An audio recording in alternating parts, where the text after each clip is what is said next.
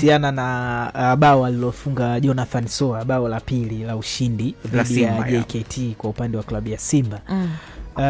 Watu wengi wamegawanyika pande mbili. Kuna watu ambao wanasema ni offside, lakini kuna watu ambao wanasema si offside.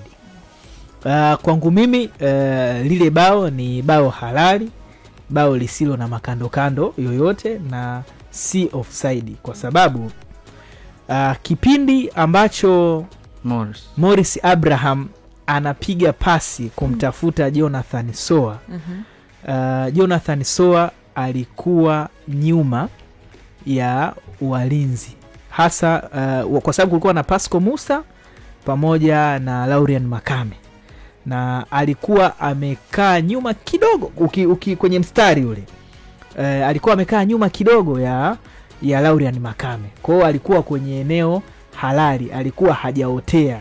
Sawa.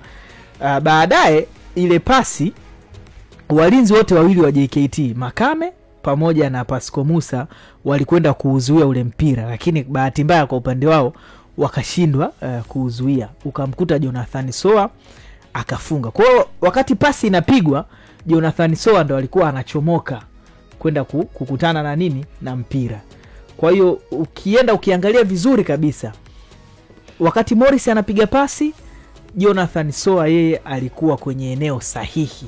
Na hata kama angekuwa ameotea, sasa kama angekuwa ameotea, bado lingehesabika bao, kwa sababu Pasco Musa aliugusa ule mpira, alikwenda kuingilia mchezo na kuua offside. Kwa hiyo lile ni bao halali kabisa ambalo halina makando kando yoyote.